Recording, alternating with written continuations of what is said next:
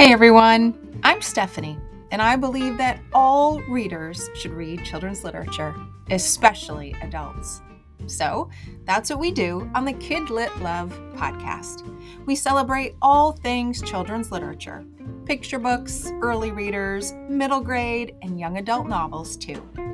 Whether you're an adult reading to your inner child or connecting the young readers in your lives with fantastic books, you've come to the right place. Each week, we'll talk to a different children's literature author and discuss their books, their hopes and dreams for readers, their writing process, and much, much more. So, grab a notebook to build your TBR, and let's get to today's episode of Kid Lit Love.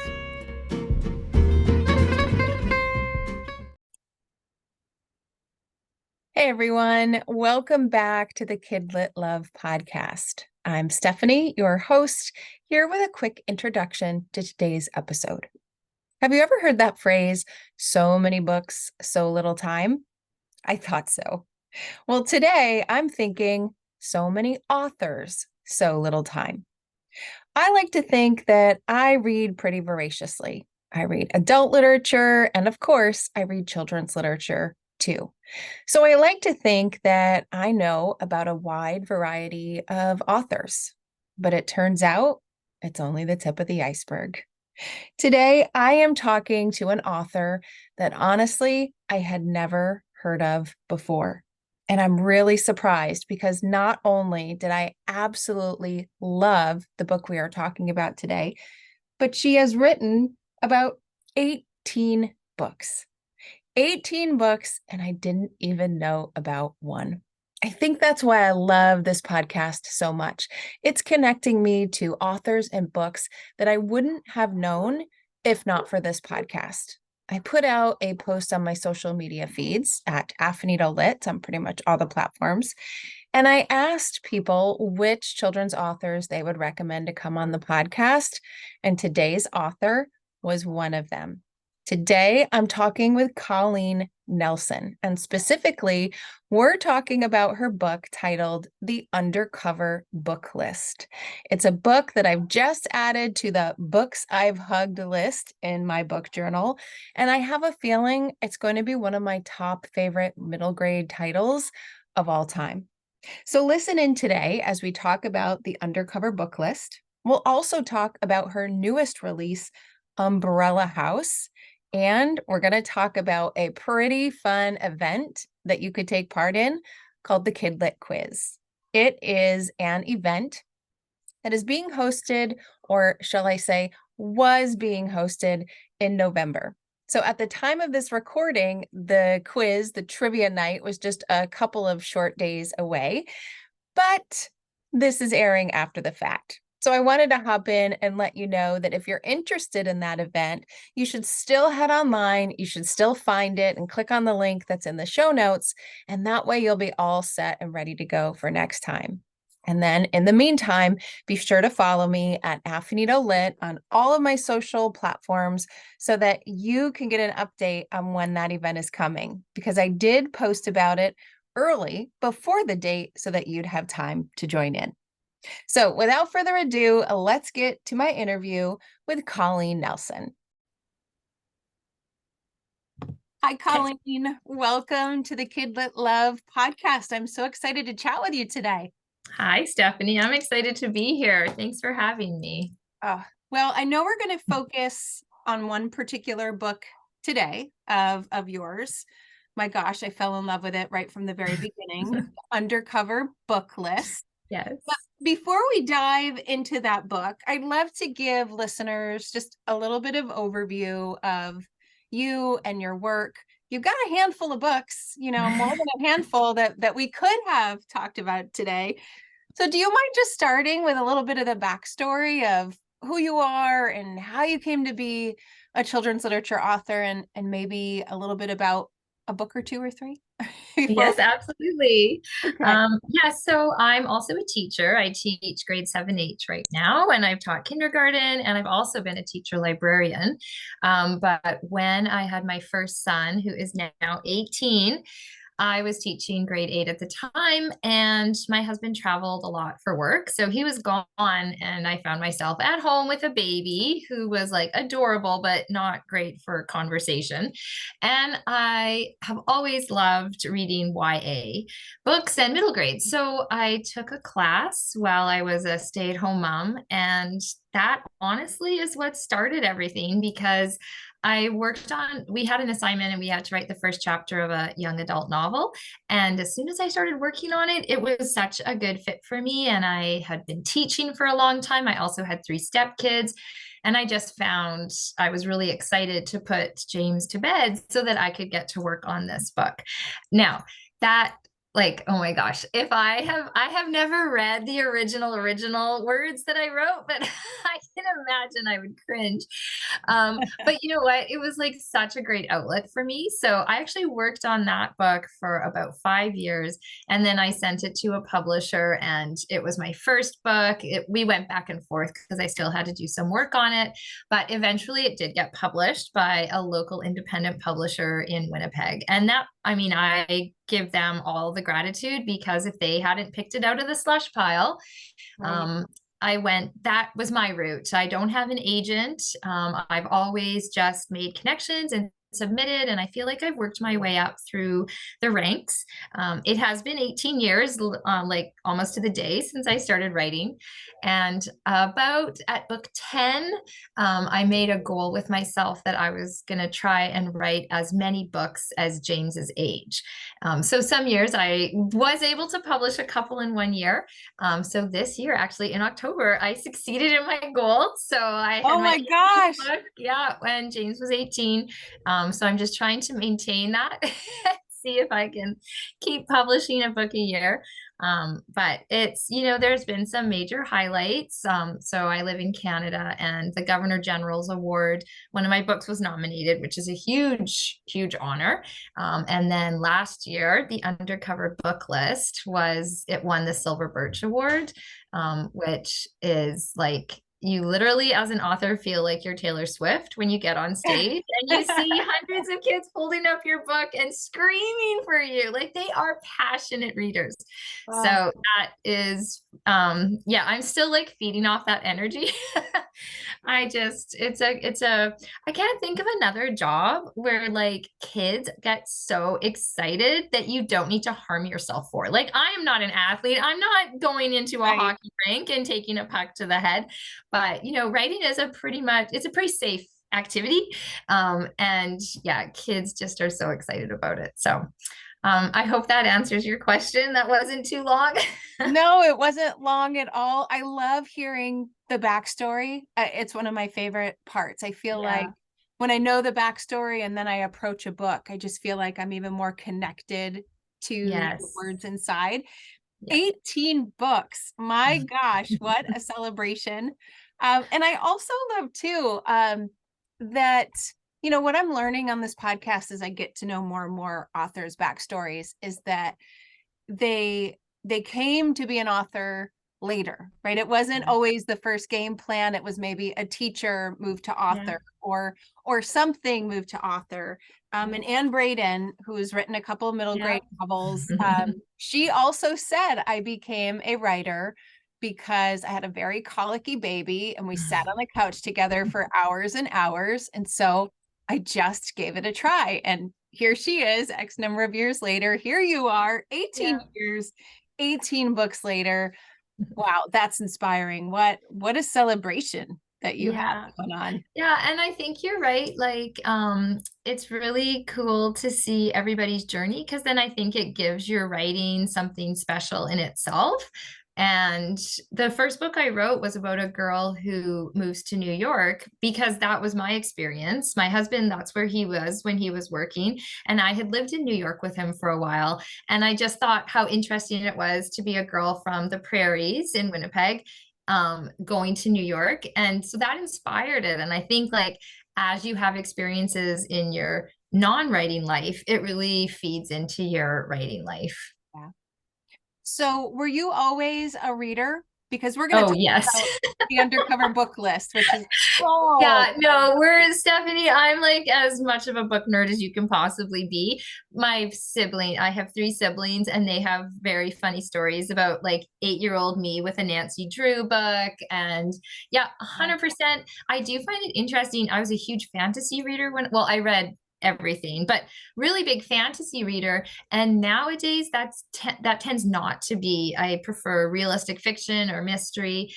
So I think it's interesting to see how your reading preferences change over time.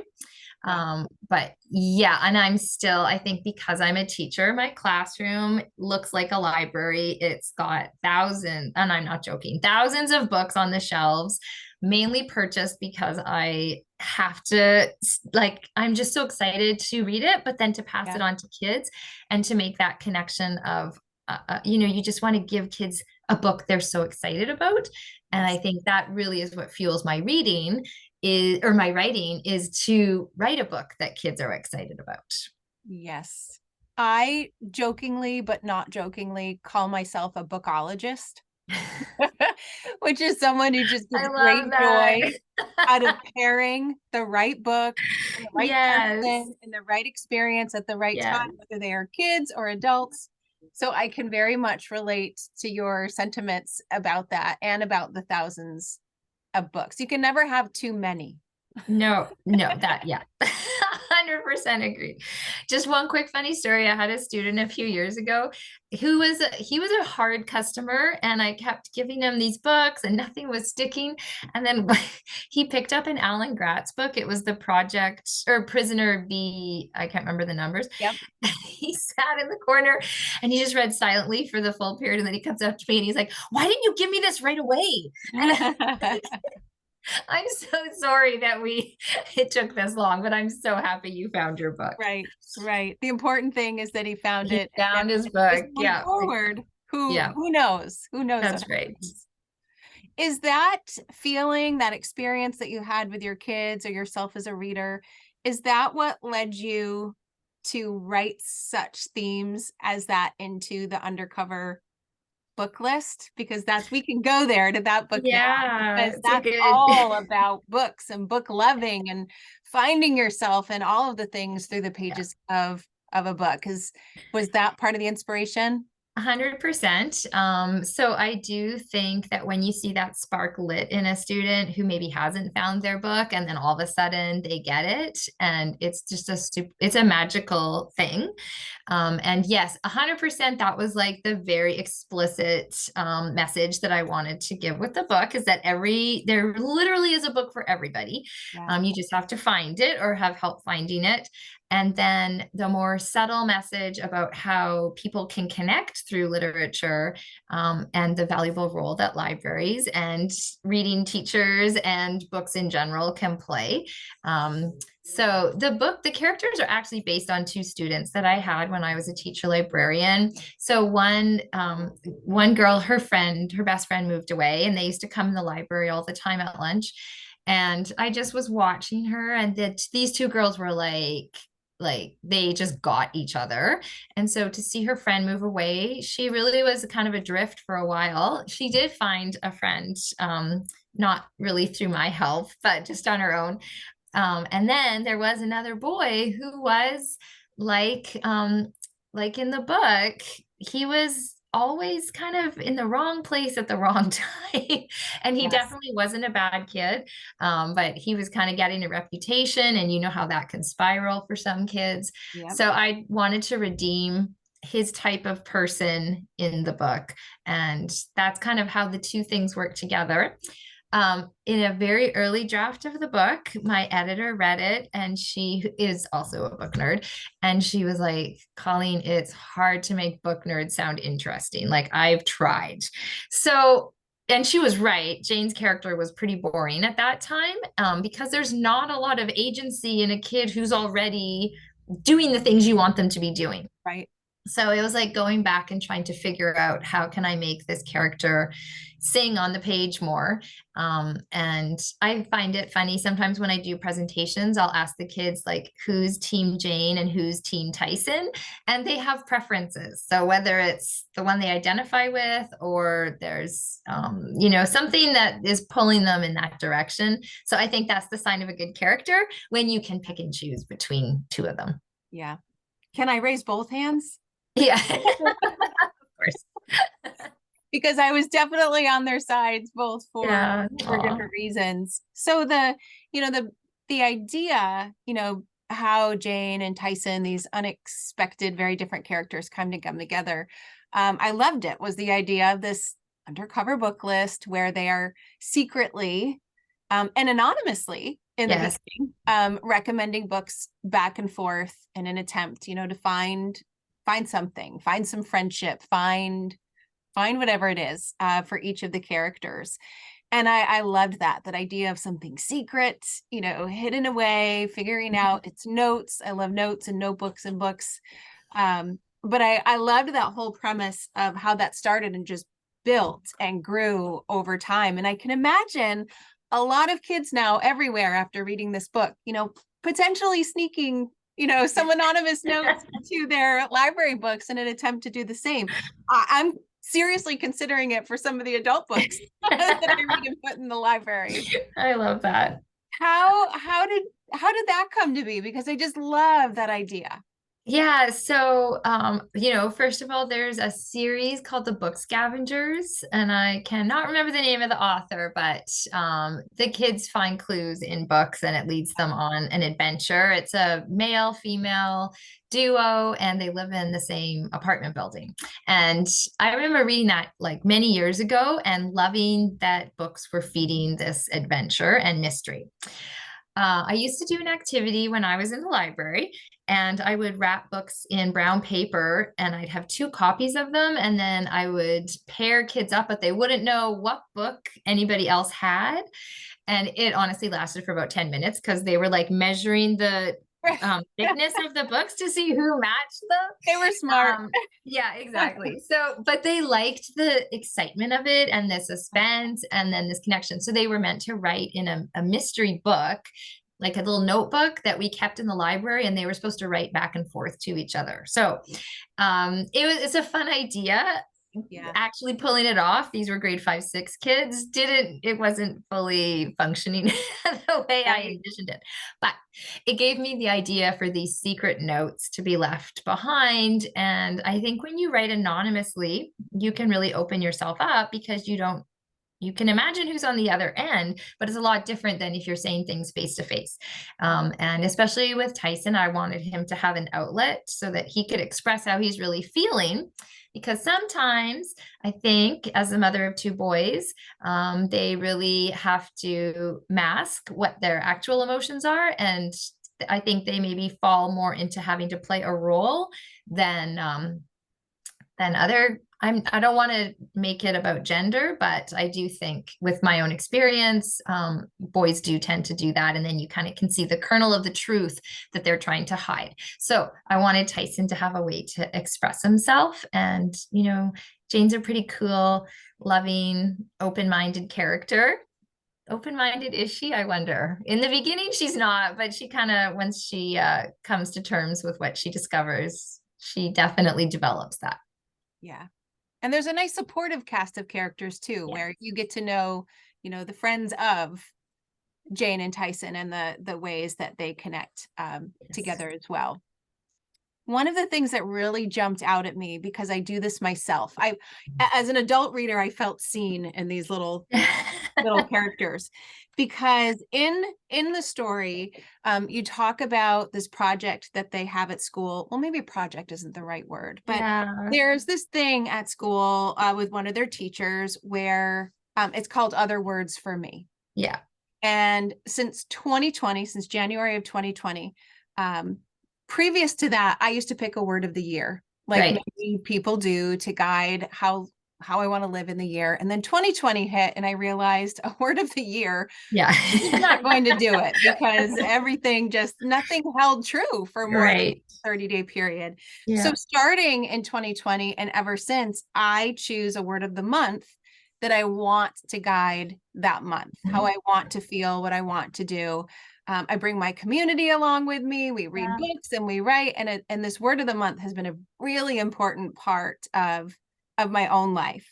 So when I saw the Other Words for Me project, which is similar, where a teacher asks the students in that moment, how are you feeling? Capture it with a word and create this growing visual throughout to kind of capture their growth. That just went straight to my heart. I loved that project. Do you choose a word of the month, a word of the year? Is that something that resonated for you and that's why it ended up in there? Yeah, I was thinking more of a teacher in that moment, to be honest, than as an adult. I do pick, like, I make a New Year's resolution, and I do try to stick to it. So it's kind of the same idea. Um, but I thought it was a really good vehicle to get to know the characters a little bit by what they're picking. And I felt like it helped to move the story along. I have done it with my students. I'll tell you, it was not successful. I still in dumbly did it on the first day of school when they were all exhausted. So every single one of them was like, I had kids writing meh and just an ellipse. Like, so then I did it second term in just in like January, and I got a little bit better at presenting it. But Right. I have had some amazing interactions with other schools who have read the book, and the teachers have done the Other Words for Me, and then done it exactly how it is in the book. And they've said it's been so magical because the kids have really expressed things that they didn't know were going on. And they were much more introspective than my lovely grade eights were the time I tried it. Right. So I do encourage other teachers. I'm sure some of you will be better at it than I was. Yeah. Well, eighth grade is just a hard grade, I think, anyway. I think the grade level helps with that. But I Yeah. did love that for so many reasons because it gives them a chance to check in with themselves Hmm. and to think about what's going on in a way that they might not have without a prompt like that, which asks them to Yeah. kind of take a step back and think differently, which of course contributes to the bigger theme of the book, I think, too, which is finding yourself and figuring out Yes. who you are and who you Yeah. want to be and which side you portray to the world and which side you don't, and what does your mom see versus your sister see versus your secret friend see. There are just so many different elements. And I loved that. And I thought, yes, yay for the one word of the month. That's awesome. Thank you, Stephanie. Oh, you're welcome. Now, the other thing that surprised me is I did not know about the Kid Lit quiz. That Yes. was new to me. When I read that it was actually a thing, I thought, oh, Yes. I've got to go down that rabbit hole. I Say a little bit did more you? about that? Yes, I'm going to go further, but yes. Okay, so I was in Ontario doing some school visit stuff about, well, before COVID, and I want to say like 5 years ago. And I was talking with a teacher, and she was saying that her child was in this Kidlit quiz and had a practice that night. So I was digging more because I'd never heard of it either. It is turns reading into a sport, and the Kidlit quiz teams get together, they have competitions. It's an international program. So they have the international competitions, like the kids travel to New Zealand or the UK or wherever it is. During COVID, the Canadian version ended. So I got to do it once with my students in an online version, and then it ended. But I've just recently found out that it is being brought back. So it's really popular in Ontario. I don't know if other places have jumped on board, but I feel like, I mean, our little book nerds need to unite because there's We so much do. knowledge We in their do. heads. I am actually doing a trivia night as a fundraiser for the International Books for Young People. It's on November 28th. So I don't know if the podcast will be airing, but Stephanie, you should sign up because I think it's mainly like it's adults, but it's all kidlit trivia. So Oh I boy. don't know. I feel like we all want to flex a little bit on how much we know about all of our favorite books. Yeah, I still, the Harry Potter books, I still have Potterheads in my class. Like these kids are obsessed.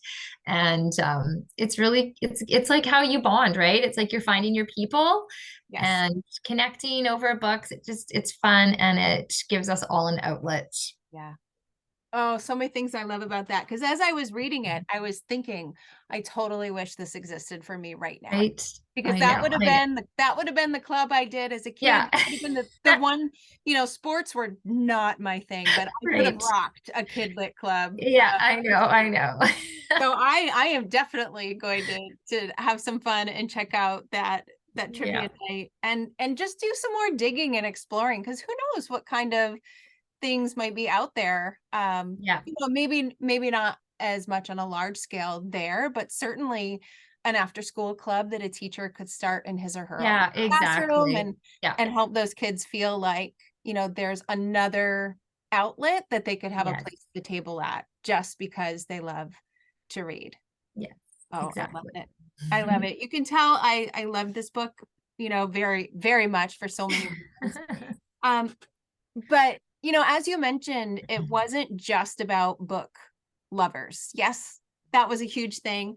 But there were also family relationships that were explored, some hard challenges that some face. I don't want to give spoilers, so I'm not saying things exactly so that people will go and read the Yeah, book. yeah. But, I just want to convey to people listening that yes, this is a book for book lovers. It is a book that will help kids maybe uncover a love of reading, to help figure out who they might be, but it's also more with the family relationships, with changes in friends, with making mistakes and figuring out what comes next after that. There's just so much packed into this that I think makes it such a huggable middle grade novel. No, I love that. That's a great way to describe it. And I did hug it, by the way. I'm a big book hugger, and I did. I have a list in my book journal of books that I've hugged, and this one is on there. That's so funny. I feel like I for sure have done that too. And I've actually, well, sorry, I'm just going to digress for a minute. Please. My current read aloud in one of my classes is Hercules Beale, The Labors of Hercules Beale by Gary D. Schmidt. That is a huggable book. So we're just on the last couple of chapters, and yeah, a book that makes you cry and laugh Yep. and that you get swept up into these characters. Yeah, I know. I agree. I love that. A huggable book. I'm going to start making a list of them in the classroom so the kids can see which Yeah. ones they could choose. That's Yes, awesome. I love it. It's my favorite book list. Yeah.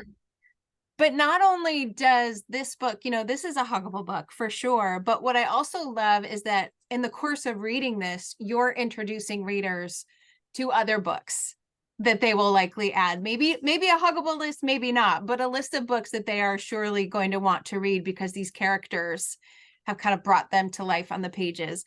I loved that you had that at the end, just a list Yeah. of those books in the Undercover book list, because it's a book that just the best gift, I think, or the best reward for finishing a book is to just go right to the next one. Yeah. And you give us some great suggestions. I love the books that you Yeah. included in here. Yeah, and that's been really fun too, for a couple of reasons. So readers have emailed to say that they're now reading the list. So it has definitely sparked that. But more fun for me has been getting the kids' lists of here's the books that I would have Oh, I included. love it. And I love Yes. that. That list was it changed a lot over the years that it took to write the book and edit it. And every time I read a great book, I wanted to include it, but at some point I had to draw the line like, okay, today's the day, this is it. So I was very pleased with the list. When I was done with it, I still Yeah. stand by every single selection. I think they're all amazing titles that I have obviously read all of them, and they're the ones that I suggest to kids. When I do school visits, I have a slide that shows the books but two were out of my classroom library, so they're not in the picture. And every time I show it, somebody raises their hand and points out the two that are missing. And so they're really paying attention to which books made it to the list. But yeah, any book lover knows when people ask you what's your favorite book. I always say, well, my favorite book right now. Right. And give my answer. Right. But it was hard to choose. And I also was thinking like Jane and Tyson, like what are the books they would pick, not what are the books that I would pick, because maybe that would be different. I think on my website, I actually have a list of what mine are versus what theirs are. Oh, so there's another way to expand More. and to keep it going. Exactly. I love it. Oh, well, I think I could keep going about the Undercover book list, but I do want to give you a chance to talk about your newest book that will be here pretty soon in the world, Umbrella House. Do you want to Yes. give us a sneak peek preview of that? I would love to. Yeah. So actually, Umbrella House is out now. Oh, it And is. yeah, it Okay. is. So it's set in New York City. And the two kids in it are Roxy and Scout. They live in the Lower East Side in a building that is nicknamed the Umbrella House. And the reason it got that nickname was because during the 1980s in New York City, there was a financial crisis, first of all. So buildings were abandoned by the landlords, and they had holes cut in the roof, and pipes were filled with cement, and then they put cinder blocks on the doors because they didn't want people getting in. But because there was like the crisis extended to people not being able to afford homes, so they had squatters move in who would break down the door, and it was called cracking a building. So our main characters are the kind of descendants of the original squatters who moved into the building. And through the course of the story, they discovered that their building is under threat of being bought. And the squatters have to kind of unite to save it. And the two kids, they find their own way to become socially active so that they can raise awareness and then also save their building. There's a couple of little mysteries that you discover through the book because I have fictionalized Banksy into somebody called the Midnight Muralist, who has made these murals all over the Lower East Side. And there is a connection to the Umbrella House and the Midnight Muralist, and the kids do some detective work to figure it out. So the book took a very long time and was the most excruciating edit ever. Oh, It went back and forth between different perspectives, very different storylines. I'm embarrassed to say at one point the building was a character and talked, and I'm really happy that nobody ever got to read that. But I honestly am super, super proud of it. I just feel like I love New York. I love the energy. I feel like the Lower East Side is this it's like a microcosm that once you're there and you are walking around, you just feel like you're transported into a different place. And so I wanted to capture that.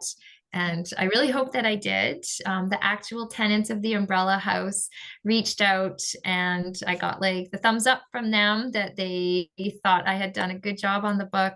But the issues of gentrification, I mean, these are happening all over. Like you've probably heard in the news about Airbnbs getting shut down, and cities who have old centers are not allowing short-term rentals anymore. So I really think like there is a housing crisis. As I was writing the book, rents in the Lower East Side had gone up over 60% because it was right during COVID. And then you look at the houses that are being torn, or the buildings that are being torn down that are rent controlled, that are being built as a new building, and people can't afford to live in them. So then what happens to your city?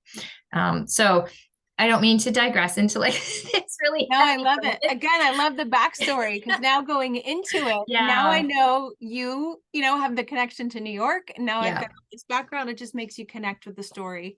yeah. So I'm very passionate about that, and I think it's an issue that we're finding it all around. It doesn't matter what city you're in. It's a concern. And I love books like you mentioned, Anne Braden. I love books where kids have agency and power, and they do something and they get they want to be kids. If you could channel the intensity and passion of like 12-year-olds, Yeah. like look at how much they love their sports teams, right?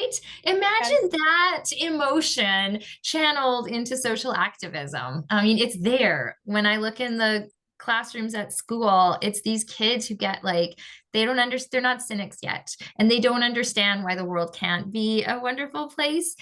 So I love channeling and harnessing that and then putting it into a story. And what a beautiful message for a child to read in their childhood, to know that that is actually possible. Yes, That's a thing that they can do, that a lot of people hope they will do that's right. as they grow up, to make the world better. Yeah. Oh, well, I can't wait to dive into that one. I saw the cover online, and Yes. not that, to judge a book by its cover, but the cover is so inviting. And now the backstory, that's Yeah. next on my TBR pile for Okay. Well, and I want to give a shout out to Peggy Collins because she's the illustrator. She is a great writer in her own. She's written picture books as well. But like I said, the editing was excruciating. And when I was honestly like knee deep, I for real thought I wasn't going to finish it. I just was having so much trouble with it. And I got her cover, and it honestly made me think, okay, like this book has to get published because this cover is amazing. yes. And my story better be great to match the cover. Which, so fingers crossed, I hope it is. But yeah, Oh, I Peggy am certain it did. will be. Well, yeah, that cover is amazing. And it's framed in my office because I just love looking at it. Yeah. Yeah. Oh, and I'm so glad now I can look at it knowing it was the inspiration to just Yes, keep going and get that story out there. exactly. Well, I know it'll be wonderful, knowing what this book, the Undercover book list, did for me, and loving it. I really can't wait to jump into that one. Thanks, Stephanie. So where can listeners and readers find you online, social media, your website? Where would you want them to go to grab Yeah, I'm still hanging on to X or Twitter, whatever you want to call whatever it it. is now? Um, it's definitely so again, not to get too heavy, but the last few weeks and months have been a little challenging for writers. You probably heard at Goodreads, they're not doing the vote for middle grade Yeah. or novels in verse or graphic novels. Don't know why. Yeah. Social media has taken a really steep nosedive. So I used to really enjoy connecting with people as a reader and as a writer. And I'm feeling like that door is slowly creeping shut. Instagram, I'm, also there, but definitely not as, I just find I like being able to retweet and share things, and it's not as easy there. So I have ColleenNelsonAuthor.com is my website. And on Twitter, I'm Colleen Nelson 14.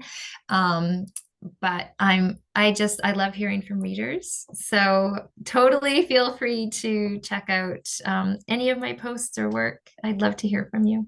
Wonderful. And I'll put the links to the website and your social media handles in the show notes to make it easy for people to click and find you. Amazing.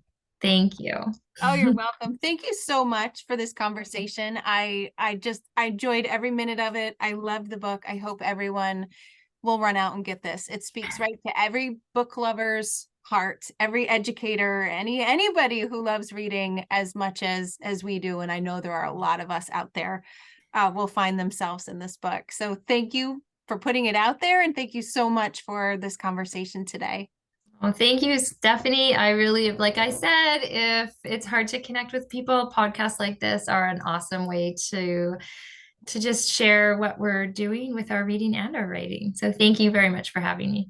Oh, so grateful. Thank you so much. Okay, take care.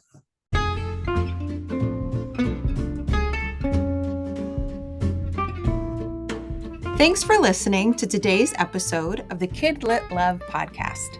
You'll find links to all the books, resources, and ideas mentioned in the show notes at alitlife.com. And if you want more, you might like to listen to my other podcast called Get Literate. It's a podcast that explores all things books and reading, notebooks and writing, and everything in between to build a life you love. One more thing. If you love what you listened to today, please take a moment to rate and review the podcast or take a screenshot of the episode and text it to a bookish friend.